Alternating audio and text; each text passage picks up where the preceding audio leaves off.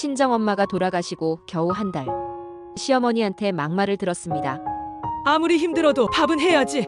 그게 여편네 도리지. 그리고 엄마의 일주기 제사와 시어머니 생신이 겹쳤을 때도 탄 사람 기분 상하는 건 생각도 안 해? 결국 그날 저는 무너졌습니다. 입을 틀어막아도 쏟아지던 눈물. 숨이 차고 어깨가 들썩일 만큼 견딜 수가 없었어요. 아빠 저 좀 데리러 와주세요. 잠시 뒤 시댁으로 쳐들어온 아버지. 가자. 이 집에서 더 이상 감정 낭비하지 마라. 이 가족에게 대체 무슨 일이 있었던 걸까요? 친정 엄마의 일주기 제삿날, 가족이라 믿었던 시댁과 남편이 보여준 몰상식한 모습에 선택의 기로에 빠진 42세 여성의 이야기입니다. 과연 그녀는 어떤 선택을 했을까요? 사연 시작하기 전에 무료로 할 수 있는 구독과 좋아요를 부탁드립니다. 사연 바로 시작합니다. 1년 전 엄마는 정말 갑작스럽게 떠나셨어요. 누구보다 자기 관리를 잘하셨는데 말이죠. 식습관도 생활습관도 늘 바르고 규칙적이셨어요. 그래서 병원 갈 일이 없는 건 물론이고 주변 사람들 모두 엄마 건강만큼은 걱정할 게 없는 분이라고 했어요. 그런 모습 덕분에 동네에선 꽃중년의 표본이라고 불릴 만큼 엄마는 언제나 활기차고 단정한 모습으로 기억되는 분이셨지요. 늘 건강했던 엄마가 아프다는 건 저희 가족 모두에게 믿기 힘든 충격이었습니다. 엄마 몸에 이상이 있다는 걸 처음 느낀 건 아주 사소한 순간이었어요. 아이고 속이 좀 더부룩하다. 요새 밥맛이 없네. 처음엔 그냥 소화가 안 되시나 보다 했어요. 그래도 이상해서 병원 한번 가보자 했죠. 며칠 지나면 괜찮겠지. 그러면서도 제 눈치를 봤는지 결국 진료를 받으셨는데 결과는 너무도 충격적이었어요. 담낭암입니다. 이미 복막까지 전이된 상태예요. 유감이지만 수술도 항암도 어렵습니다. 예상치도 못했던 의사 선생님의 말에 제 귀를 의심했어요. 그게 무슨 말씀이세요? 그냥 담낭염 같은 거 아니고요. 입에서는 분명 그렇게 물었지만 불안한 마음에 두 손을 가만둘 수 없었어요. 의사 선생님은 잠시 저를 바라보다가 천천히 시선을 아래로 내리며 고개를 저으셨어요. 주변의 모든 소리가 꺼진 듯 고요했고 의사 선생님의 입은 아직 움직이고 있었지만 그 순간부터 어떤 말도 들리지 않았어요. 눈앞이 흐려지고 병실의 형광등 불빛조차 점점 멀어지는 것 같았어요. 환자분 암의 진행 속도가 빠릅니다. 통증 관리와 편안한 치료 위주로 가시는 게 가슴이 콱 막히는 느낌이 들더니 갑자기 다리에 힘이 풀리면서 의자에 주저앉고 말았죠. 그 말을 인정하고 싶지 않은 마음과 차가운 현실이 한꺼번에 밀려왔습니다. 믿고 싶지 않았지만 현실은 그 순간 너무 또렷하고 잔인하게 다가왔습니다. 엄마 마음은 얼마나 복잡하고 무서울까요? 그런데도 딸 앞에서는 누구보다 평온한 얼굴을 하고 계셨어요. 그 순간 저는 고개를 숙이고 눈물을 꾹 삼켰습니다. 집으로 돌아오는 길, 엄마는 말없이 제 손을 따뜻하게 꼭 잡으셨어요. 아무 말 없이 조용히 잡은 그 손에서 말보다 더 깊은 위로와 담담한 각오가 전해졌습니다. 저는 창밖만 멍하니 바라보며 마음속에 뒤엉킨 감정들을 어떻게 꺼내야 할지 몰라 입술을 꼭 다물었어요. 버스 창밖으로는 저녁 노을이 조용히 지고 있었고 그 붉은 빛은 평소와 다름없었지만 이상하게도 그날따라 유난히 쓸쓸하게 느껴졌어요. 저는 고개를 돌려 엄마를 바라봤어요. 엄마는 조용히 창밖을 보고 계셨어요. 표정은 잔잔했지만 어딘가 말할 수 없는 슬픔이 묻어 있었습니다. 잠시 후 침묵을 깬 건 엄마였어요. 괜찮아. 사람 목숨이란 게 원래 그런 거야. 내 인생에 후회는 없어. 너랑 내 아빠랑 함께한 이 삶이 참 좋았거든. 우리 딸도 이제는 함께할 사람도 생겼고 그거면 됐지. 잠시 말을 멈추신 엄마는 이내 조용히 덧붙이셨어요.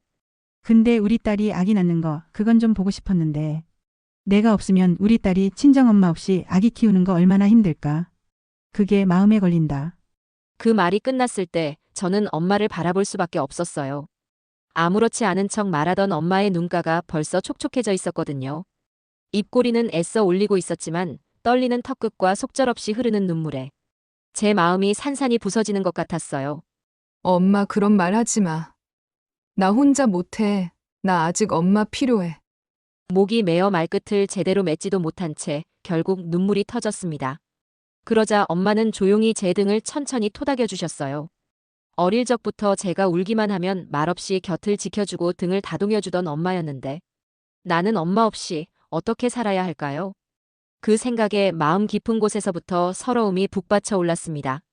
병원 침대에 누운 엄마는 날이 갈수록 살이 빠지고 목소리도 점점 약해졌지만 내색하지 않으셨어요. 오히려 마음 아파하는 저를 보며 이런 말씀을 하시곤 했죠. 내가 아프면 엄마 마음이 더 아파서 편히 떠날 수가 없어. 이미 우리 딸 마음속엔 엄마가 살아있을 거야.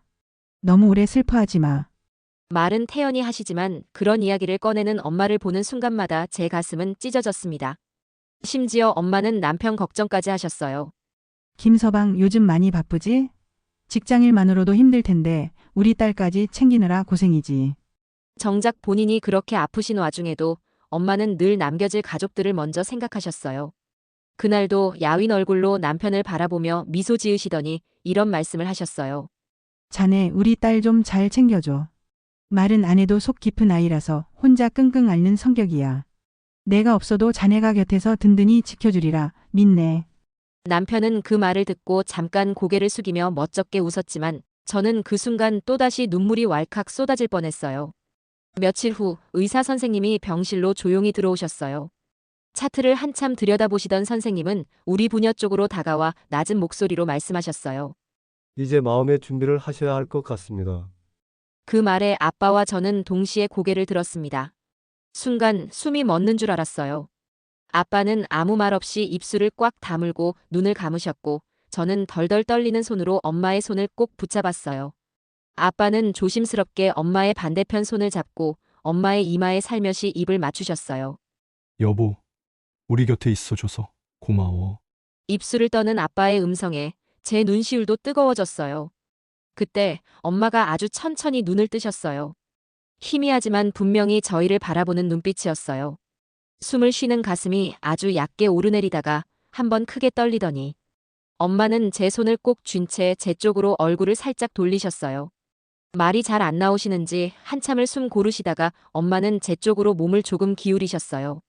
저는 얼른 고개를 숙였어요. 엄마는 제 귀에 아주 작게 그리고 조용히 속삭이셨어요. 고마웠다. 내 딸. 그 짧은 한마디에 저는 무너졌습니다. 참았던 눈물이 주체할 수 없이 쏟아졌고 아빠도 옆에서 고개를 떨군 채 말없이 흐느끼셨어요. 엄마가 힘겹게 숨을 고르고 계시는 그 순간 저는 지금이 마지막 일지도 모른다는 생각에 서둘러 엄마의 귀에 얼굴을 가까이 댔어요.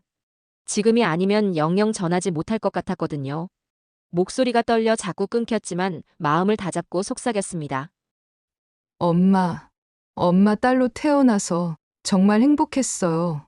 엄마가 바란 대로 웃으며 살아갈게요. 태어나게 해줘서. 그리고 지금까지 아껴주고 품어줘서 정말 고마워요. 다음 생에는 엄마가 제 딸로 태어나 주세요. 그땐 제가 엄마 꼭 안아주고 더 많이 보살펴 드릴게요. 사랑해요, 엄마. 그 말을 전하고 나니 제 마음속에 쌓였던 감정이 무너져 내리며 눈물이 쏟아졌어요.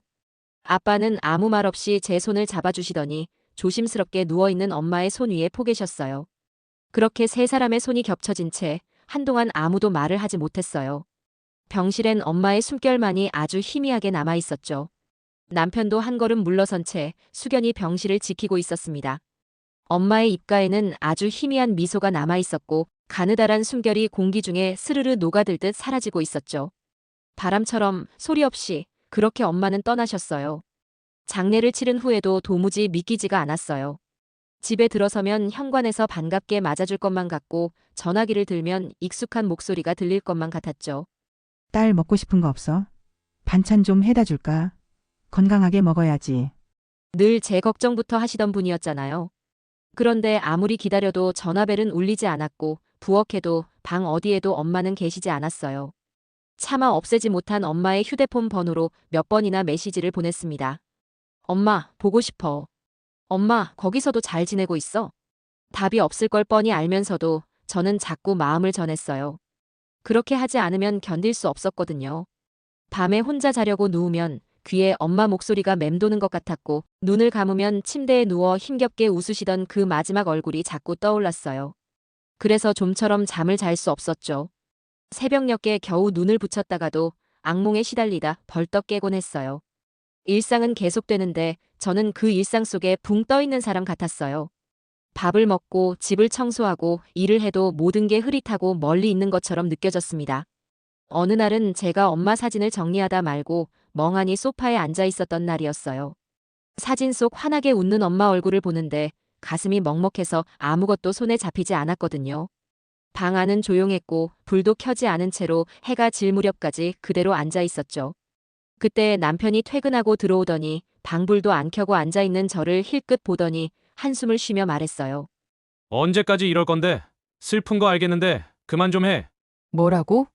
그의 얼굴엔 피로가 깔려 있었지만 그보다 먼저 눈에 들어온 건 차가운 무표정이었어요. 애써 무심한 척하면서도 눈빛엔 답답함과 짜증이 그대로 드러나 있었죠. 남편은 짜증 섞인 얼굴로 제 눈을 피하며 말했어요. 아니, 언제까지 이러고 살 거야? 이제 좀 정신 차릴 때도 됐잖아. 집안 공기 무거워서 숨이 턱턱 막혀. 나도 밖에서 얼마나 힘든 줄 알아? 밥은 맨날 대충이고 말도 없고 눈치만 보고 살게 생겼네. 최소한 사람 나갔다 들어오면 따뜻하게 맞아주기라도 해야 하는 거 아냐? 당신 지금 그게 할 말이야? 내가 요즘 하루하루 어떻게 버티고 있는지 알잖아. 엄마 장례 치르고 나서 편하게 잠잔 날이 하루라도 있었어? 밥 한 끼 먹는 것도 겨우겨우고. 당신이 그걸 누구보다 잘 알잖아. 근데 지금 밥이 성이 없네. 분위기가 답답하네. 그런 말하면 내가 어떻게 해야 되는데? 엄마 돌아가신 지 한 달 좀 넘었어. 내가 뭘 웃고 떠들면서 당신 반겨주길 바라는 거야? 울분에 차서 숨을 한번 가쁘게 몰아쉰 뒤 겨우 말을 이었어요. 내가 그렇다고 할 일을 아예 내팽개친 것도 아니고 지금도 재택근무하면서 일하고 있잖아. 컴퓨터 붙잡고 하루 종일 메일 보내고 회의하고 속은 시커먼데 웃는 얼굴로 고객 응대하면서 속으론 울고 있다고. 그런데 당신은 내가 집에 있다고 그냥 감정에만 휩쓸려 사는 줄 아는 거야? 내가 하루에도 몇 번씩 엄마 생각에 힘들어하는 걸 곁에서 봐온 사람이 이리도 마음을 몰라주니 울분이 터졌어요. 그럼에도 남편은 제 말은 귓등으로도 듣지 않은 채 밥만 다 먹고는 빈 그릇을 싱크대에 내던지듯 내려놓더니 말했어요. 국 좀 짜다. 내일은 그냥 김치찌개 해줘. 무슨 된장찌개만 맨날 먹냐? 그러더니 안방문을 쾅 닫고 들어가더군요. 제 슬픔은 그 사람에게 아무런 의미도 없어 보였어요. 저를 자신의 생활에 불편을 주는 짐짝 같은 아내로 여길 뿐이었지요. 저는 아직 남편의 불편함을 헤아릴 여유가 없거든요. 이젠 슬퍼하는 것조차 눈치 봐야 하는구나 싶었어요. 그러면서도 내가 너무 오랫동안 힘든 티를 낸 걸까? 남편한테 괜히 화낸 걸까?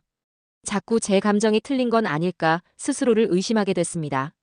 주방에 혼자 멍하니 앉아있던 제 핸드폰이 조용히 울렸습니다. 화면엔 아빠라는 이름이 떠 있었어요.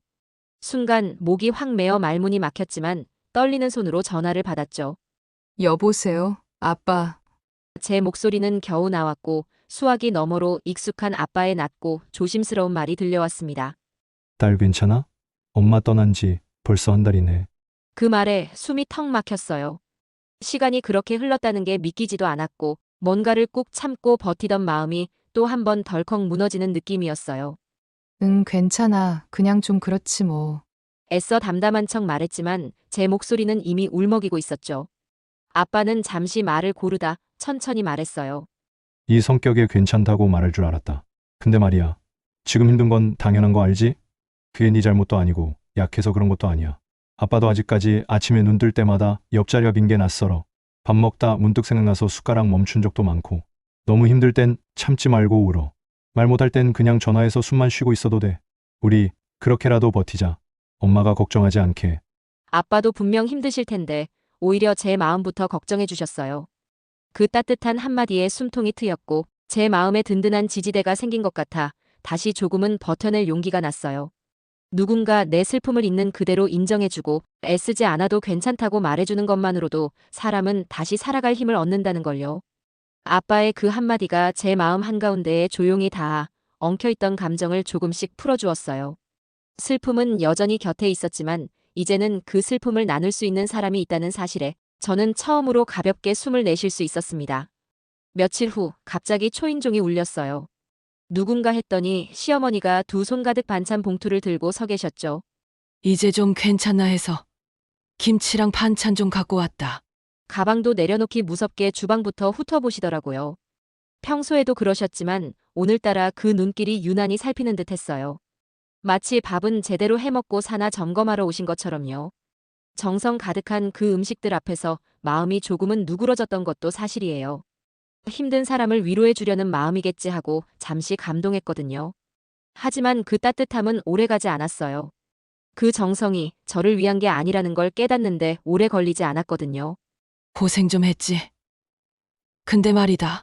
시어머니 목소리가 차갑게 변했어요. 아니, 석현이 목소리 들어보니까 기운이 하나도 없더라. 요즘 밥도 제때 못 챙겨 먹고 집안 분위기가 너무 무겁다고 그러던데 밥을 해주긴 하는 거야? 목소리에 힘이 하나도 없던데 도대체 어떻게 지내길래 남편이 그렇게까지 충나 있어? 내가 이래서 걱정돼서라도 안 올 수가 있어야지. 그 말에 순간 멈칫했어요. 제 슬픔이나 상태는 안중에도 없고 남편 밥 상태부터 걱정하시는구나 싶었어요. 제가 얼마나 지쳐 있는지는 전혀 보이지 않는 것 같았죠. 게다가 그런 얘기를 굳이 시어머니께 티낸 남편도 얄미웠어요. 저를 이해해주기는커녕 집안 분위기 안 좋다고 불평하더니 이제는 제 얘기를 밖으로 흘리고 있었구나 싶어서요. 석현 씨가 그런 말 했어요? 제가 조심스럽게 묻자 시어머니는 반쯤 짜증 섞인 듯 말했죠. 뭘 그런 걸 따지니? 말하자면 그렇다는 거지. 너도 힘들겠지만 석현이도 얼마나 힘들겠니? 옆에서 그 비위 맞춰주느라 속이 얼마나 탈지. 너는 그건 생각 안 하지? 너무 몰아붙이지 말고 좀 받아줘. 바깥일 하느라 힘든 애가 편히 쉬지도 못하면 누구한테 기대겠어? 시어머니는 반찬통을 냉장고에 차곡차곡 넣으면서 덧붙이셨어요. 힘든 거 알아. 나도 겪어봐서 안다. 아무리 그렇다 해도 먹는 게 남는 거야. 남편 밥 굶기지 말고 너도 챙겨 먹어라. 아무리 힘들어도 밥상은 차려야지. 그게 여편의 도리지. 남편도 시어머니도 어쩜 이렇게 하나같이 본인들 입장만 생각할 수 있는지요. 이기적인 말 한마디, 시선 하나에 마음이 점점 식어갔고 정이 뚝 끊어졌어요. 위로는커녕 아픈 티조차 내면 안 되는 분위기 속에서 제가 뭘 기대했던 건지 스스로도 참 어리석게 느껴졌습니다. 그래도 가족이잖아. 그래도 내 편이 돼주겠지 했던 제가 순진했던 거죠. 다음 달에 있을 명절에는 얼굴 피고 와라. 그 말만 툭 던지고 시어머니는 아무 일 없다는 듯 횡하니 가셨어요. 이게 위로를 받은 건지 구박을 들은 건지 남겨진 저는 참 어이가 없더라고요. 그 후로도 시간은 무심히 흘러갔어요. 엄마가 떠나신 지 벌써 1년. 제 마음은 아직도 그날에 머물러 있는데 세상은 아무렇지도 않게 잘도 돌아가더라고요. 엄마가 돌아가시던 그날 시댁 가족들은 시어머니 생신을 기념하며 해외여행 중이었어요.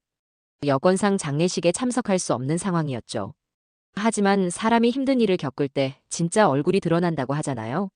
저는 그 말이 작년만큼 와닿았던 적이 없어요. 여행에서 돌아온 뒤에도 시어머니는 따로 전화 한 통 없었어요. 제게 직접 위로는커녕 남편을 통해 전해들은 말이라고는 힘내라더라는 짧은 한마디뿐이었죠. 평소엔 딸 같다며 뭐든 다 마음 쓰는 척 하시더니 제가 정말 힘들 땐 아무런 손도 말도 내밀지 않으시더군요. 위로는커녕 정작 자기 아들 걱정하기 바쁘셨죠. 솔직히 기대는 안 했어요. 어머니 혼자 아들을 키워오시며 늘 우리 석현이만 바라보셨으니까요. 유난스럽고 자기중심적인 전형적인 시어머니셨죠. 하지만 저희 엄마가 돌아가신 시점이 하필 시어머니 생신 무렵이라 이제 매년 제게는 조용히 엄마를 떠올리고 싶은 그날에 생일 잔치를 해야 하는 아이러니가 주어진 셈이에요. 그리고 올해 정말 기가 막히게도 엄마 일주기 제사와 시어머니의 음력 생신이 딱 겹쳐버렸더라고요. 예전 같았으면 제가 먼저 전화드리고 음식도 준비하고 마음도 썼을 거예요. 결혼 초반엔 정말 잘해드리고 싶었고 사랑하는 사람의 어머니니까 당연히 공경해야 한다고 생각했죠. 그런데 이제는 마음이 많이 달라졌어요. 엄마가 돌아가신 후 시어머니의 행동을 겪으면서 그간 쌓아온 정이 서서히 식어버렸거든요. 제 슬픔엔 아무런 관심도 없고 오로지 당신 아들 밥은 챙겨 먹이느냐는 말뿐이었으니까요. 저에게 진심이었다면 저에게 전화 한 통쯤은 있었어야 하지 않나요? 그러고도 어머니는 생일, 어버이날, 명절처럼 챙김을 받는 날은 꼭 며느리 정성이 들어간 대접을 받으셔야 직성이 풀리시죠. 이번 생신도 사실은 모른 척하고 넘기고 싶은 마음이 컸어요. 그런데요, 문득 돌아가신 엄마가 남긴 말씀이 떠올랐어요. 이젠 남은 가족이 우선이야. 함께할 날이 영원하지 않으니 항상 도리를 다하고 후회 남기지 마라. 그 말을 생각하니 이대로 모른 척하는 게 더 마음에 걸리더라고요. 그래서 어렵게 결심했어요. 시어머니 생신 점심은 시댁에서 조용히 보내고 저녁엔 서둘러 친정에 가서 엄마 제사를 지내기로요. 아빠와 전화 통화를 하다가 엄마 첫 제사에 대해 얘기하게 되었어요. 아빠 저녁에나 갈 수 있을 것 같아요. 시어머니 생신이라 점심엔 시댁 좀 들러야 해요. 그래, 그 집 분위기도 생각해야지. 제사 준비는 아빠가 할 거야. 우리끼리 간소하게 하는 거니까. 너희는 가볍게 와라. 그게 엄마 위하는 길일 거야. 그 말에 순간 울컥했어요. 딸이 상처받지 않게 해주시려는 그 따뜻한 마음이 너무 감사했죠. 생신 당일날 시어머니 좋아하시는 음식 정성껏 차리고 과일까지 깎아내어 드렸어요. 물론 생신 축하드립니다. 인사도 빠짐없이 드렸죠. 하지만 축하 자리에 앉아있는 내내 가슴은 눌린 것처럼 답답했고 혼자 계실 아빠와 돌아가신 엄마 생각에 마음은 천근만근 무거웠어요. 엄마 기일에 웃고 있다는 죄책감, 그런 날조차 며느리 역할을 우선해야 한다는 현실, 그 모든 게 너무 힘들었습니다. 시간이 조금 흘렀을 무렵 저는 조심스럽게 남편에게 말을 꺼냈어요. 여보, 우리 이제 가야 해. 남편은 못 들었는지 대답도 없이 소파에 널브러져 TV만 보고 있었어요. 참다 못해 다시 말했어요. 오빠, 우리 엄마 제사야. 이러다 늦겠어. 제 목소리에 점점 다급함이 실렸지만 남편은 여전히 화면에서 눈을 떼지 않으며 이거 좀만 보고. 라고만 했어요. 엄마 제사에 늦을까봐 조급한 내 마음은 안중에도 없다는 듯한 그 말투. 제 말은 귀찮다는 뉘앙스가 묻어 있었어요. 그때 시어머니가 자리에서 벌떡 일어나더니 목소리를 높이셨어요. 생신은 얼굴 비추었으니 됐다 이거니? 시어머니가 제 눈을 뚫어지게 노려보며 쏘아붙이셨어요. 제사가 그렇게 급하다고 벌써 일어나? 얘가 운전하느라 얼마나 피곤하겠어. 조금 쉬었다 가도 되는 거잖아. 안 그래? 저는 순간 숨이 턱 막히는 기분이었어요. 어머님, 오늘이 저희 엄마 제사 날이라. 제가 어렵게 말을 꺼내자 시어머니는 더 단호하게 말을 끊었어요. 한 사람 기분 상하는 건 생각도 안 해? 지금 여기서 우리랑 밥 먹고 잠깐 얘기 좀 나누는 게 그렇게 어려워? 그 말이 얼마나 잔인한지 아시기나 하는 걸까요? 제 마음을 짓밟는 무자비한 말들에 가슴이 미어졌습니다. 눈물이 나올 것 같았지만 꾹 참았어요. 그때 남편이 슬쩍 몸을 일으키며 말했어요. 여보, 그만해. 조금만 더 있다가 가자. 너무 바로 가는 것도 엄마 마음 상하시겠다. 시어머니는 원래 대화가 안 되는 분이니 무슨 말을 해도 한 귀로 듣고 흘리면 되죠. 근데 남편이라는 사람이 이런 말을 하다니 그 순간 정말 내가 여기서 뭐 하고 있는 건지 혼자 낯선 집에 앉아 있는 것 같았어요. 그 순간 억울하고 서러운 감정이 한꺼번에 밀려왔어요. 저는 말없이 화장실로 들어가 문을 닫고 거울 앞에 섰는데 제 얼굴은 이미 일그러져 있었어요. 울음이 목 끝까지 차올랐지만 꾹 참았고 입을 틀어막은 채 겨우겨우 숨을 골랐어요. 그런데 그때 조용하던 욕실 안에서 진동소리가 울렸어요. 눈물에 흐릿한 눈으로 휴대폰 화면을 바라보니 아빠라는 두 글자가 보였습니다. 순간 목이 콱 막히고 입술이 달달 떨렸어요. 겨우 손가락을 움직여 통화 버튼을 눌렀는데 들려온 목소리는 너무도 익숙하고 따뜻했죠. 우리 딸, 시댁에서 고생 많지? 천천히 와라. 여기 걱정 말고. 다정한 아빠 목소리에 꾹 눌러 참던 감정이 완전히 무너져 버렸어요. 아빠, 저 조금 늦을 것 같아요. 라는 말을 겨우 내뱉고는 이내 울음이 터졌어요. 흐느낌이 아니라 완전히 주저앉는 울음. 입을 틀어막아도 흐르던 눈물은 멈추질 않았고 숨이 가빠져 제발 누가 구해줬으면 좋겠다는 생각까지 들 정도였어요. 너무 숨이 차고 어깨가 들썩일 정도로 울다 보니 그 순간 정말 온몸이 녹아내리는 것 같았어요. 아빠, 나 좀 데리러 와줄 수 있어요? 지금 나 너무 힘들어요. 나 여기 더는 못 있겠어요. 말을 마치기도 전에 다시 울음이 터졌고 휴대폰 너머로 아빠가 놀란 목소리로 부르는 말이 들려왔어요. 화장실 밖은 여전히 조용했고 거실에선 TV 소리가 크게 들렸어요. 얼마나 시간이 지났을까? 갑작스러운 현관문 두드리는 소리에 거실이 순간 정적에 휩싸였어요. 놀란 시어머니가 눈을 부라리며 일어났어요. 이게 무슨 소리야? 누가 대체 이렇게 문을 두드려? 티나게 신경질적인 말투였죠. 남편은 여전히 소파에 앉아 고개만 빼꼼히 들고 문 쪽을 흘깃 바라보고 있었고요. 그리고 문이 열리자 나타난 사람은 다름 아닌 아빠였어요. 숨이 턱에 차오른 듯 거칠게 숨을 몰아쉬며 집 안으로 들어선 아빠는 평소보다 훨씬 날카로운 표정이었어요. 얼굴은 벌겋게 달아있었고 눈빛은 단단히 화가 나 있었죠. 김서방, 이게 지금 무슨 일이야? 눈이 충혈된 저를 보시더니 아빠가 첫마디를 꺼냈어요. 시어머니는 손을 허둥지둥 내저으며 앞으로 나섰죠. 사돈, 이게 무슨 일이세요? 이렇게 갑자기 뭘 그렇게 오해하시고. 아빠는 시어머니를 똑바로 바라보며 말을 이었어요.